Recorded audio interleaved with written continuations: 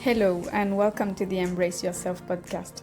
For this brand new episode, I wanted to do something different. It's my first episode in English and my first solo episode. I wanted to share with you some of my personal story, behind the scenes kind of thing.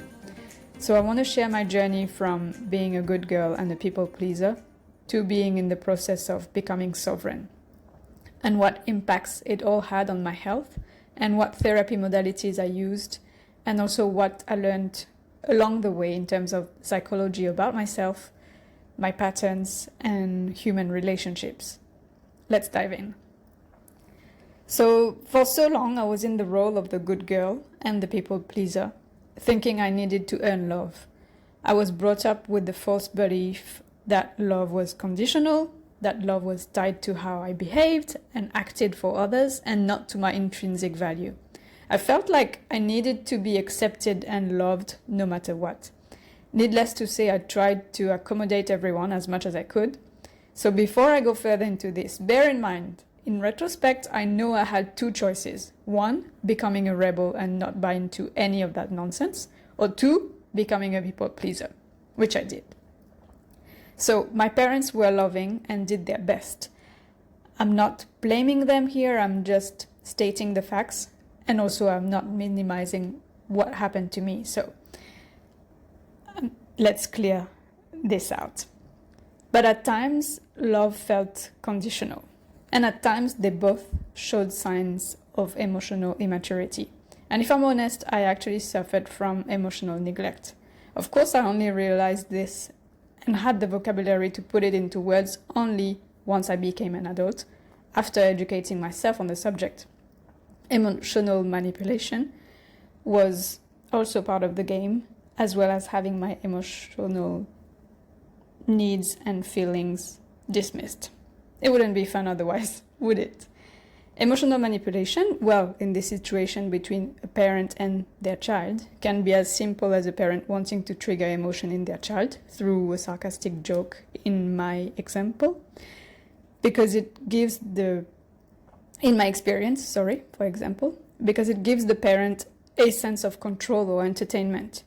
Because making fun of your child in a sarcastic way is entertaining, right? So it's like a game for the parent to stir the pot, play on the kid's vulnerabilities, and then react negatively when the kid naturally gets upset. And that's exactly what they're counting on, to provoke an emotional reaction from their kid so they can either dismiss it or manipulate the situation further. And this was all part of my upbringing. Very fun. Obviously, I had to be an adult to name this behavior as emotional manipulation, educate myself about it, and asked my parents to stop it, because it wasn't entertaining nor fun at all for me. Needless to say, all this shaped me, and because of this, I had a hard time claiming my self-worth and my self-esteem for a long time. Emotional neglect felt like I wasn't being seen, or even worse, I was ignored. My one parent, who was emotionally neglectful, was physically there, but unable to support me in whatever matter I needed help with. As long as it had to do with food, shelter, or logistics, so basically materialistic needs, I was covered. But handling space for my emotions, providing emotional support, making me feel seen or heard or validated when I was in pain, none of that existed. And I understood this from a very young age. Thus, I acted like I had no needs. And then as a teenager, when I started voicing my opinions on different matters of life in general, I was basically criticized from thinking differently. I had to conform everywhere in this relationship. In the end, I learned to keep my opinions to myself and basically not express myself for the sake of keeping the peace. Nothing better for the throat chakra, you'll tell me. And this goes without saying that this pattern of not voicing my needs nor my opinions carried in my other personal relationships and into my professional life. I often had to repeat to myself and convince myself that that one parent who was emotionally absent, neglectful, and not capable of showing me affectionate gestures or words, and who was incapable of holding space for my emotions and hence bring me emotional safety, actually loves me. It's a harsh reality for a kid to having to have to repeat this to yourself. So it shaped me in becoming hyper independent. I either had myself or I had that one other parent to rely on, and it created obviously an imbalance. And no need to say that over the years my feminine polarity took a backseat and my masculine came forth and even became controlling in order to bring me the emotional safety I lacked and craved. It's only after years of working on myself here and there and healing that I became conscious of all these patterns. To make a long story short, I inevitably ended up with a narcissist as a romantic partner. His personality felt like normalcy and what I had experienced in the past. I dived straight into people-pleasing with him and totally ignored my gut feelings that warned me something wasn't right about him. I silenced my needs and went to the maximum of my people-pleasing capacity with him. Well, to the maximum of my capacity in suppressing myself, really. I reached breaking point, as you would imagine, and I couldn't recognize myself. I was losing weight, my joy was dropping at a crazy rate, and I felt depressed and anxious. I had crazy bloating and I was exhausted. All that from the emotional stress of walking around on eggshells and suppressing my own needs. Long story short, I ended up in burnout and depression. I couldn't recognize myself mentally and emotionally. I was a wreck. I wasn't the happy, chirpy girl I used to be. And I became fearful of everything, even the smallest reactions.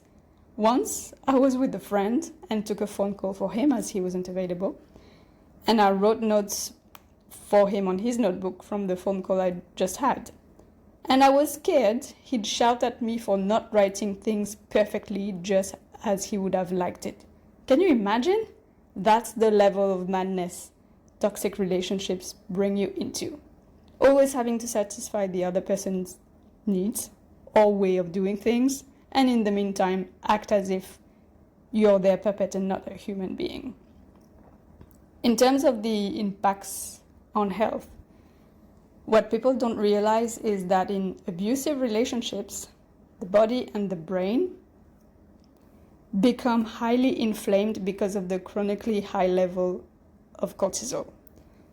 If that cortisol level was spread amongst 2 or 3 people, it would still be high for those 3 people.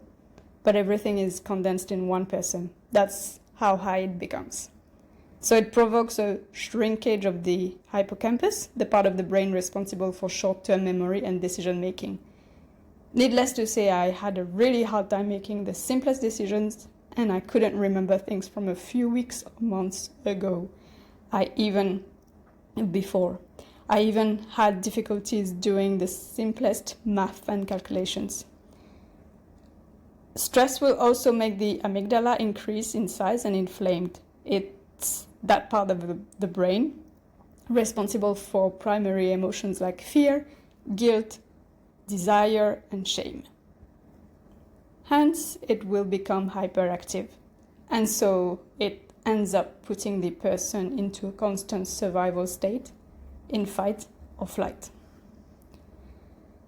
This goes without saying that it all brought me to make the decision to part from my partner. And believe me, it was a very hard decision to make, even though I knew it was the right one. Abusive relationships have a way of creating a certain cocktail of hormones that keep you hooked. And the financial ease and stability my partner brought also almost held me back. But physical and emotional safety had become non-negotiable, so I walked away. Healing was a long, sometimes lonely road. It took me a good couple and a half years actually. I tried different therapy modalities, and the most effective I found were physical, emotional, and energetic. So amongst them, I had sessions of osteopathy, fascia release therapy, as in somatic healing, then chakra healing, flower elixirs, and energy healing. And a blessing on the way was that a new partner, a casual partner, showed up in my life at that time, and he helped me more than he knows. He was a safe presence, calm and composed and emotionally intelligent.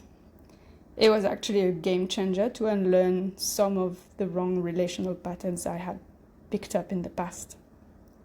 I can name amongst them over-explaining or justifying myself, or not keeping my cool when I was triggered and I needed to be heard, let alone be respected. And now I have remembered that calmness and emotional regulation are signs of strength and sovereignty, not passivity as my ex would have me believe. I'm seeing that calmness don't make me invisible or unheard, they actually make me more powerful and grounded in my own sense of self-worth. It's so freeing to remember that I don't need to be reactive or shout to be respected and heard.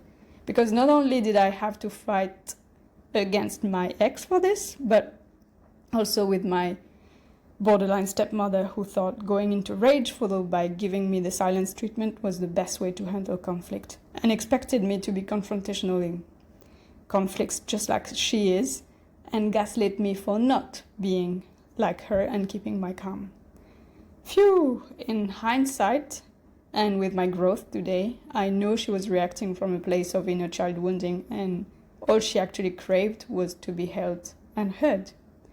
But at the time, I wasn't aware of that, and I certainly didn't have the bandwidth to handle more toxic behavior. My nervous system, my mind, body, and soul were in mayhem at the time. I also lost fragments of my soul through my relationship with my ex, and had to retrieve them. Crazy concept, I know, and very hard for the mind to grasp. But remember, relationships are energetics at play above all else. Being held by the presence of my casual partner through all of this have reset our nervous system and taught me what emotional safety and emotional consistency bring and feel like. I experienced firsthand being accepted for who I am, being seen and being heard just as I am, and that I am enough as I am. That right there is unconditional love in action, highly healing and transformative. To conclude on all this, in the past I used to seek approval and looked to have my feelings validated by someone outside of me, as if my inner authority wasn't enough. And even though my gut feelings were strong, I still looked outside of myself to have my feelings validated. Well, let me tell you that I'm not doing anymore. Now I validate my own emotions and gut feelings. And working on understanding what exactly is the conditioning behind the good girl and all the coping mechanism behind people pleasing was key to break free and highly empowering. It definitely helped me reclaim my self-worth and sovereignty. All these relationships taught me to anchor my self-worth within myself, to be grounded, to nurture self-love and self-acceptance, and to choose authenticity over attachment. I wish the same for you if you're going through something similar. Thank you for listening, for taking the time, and take care of yourself. I'll see you in the next episode, and cheers to your growth.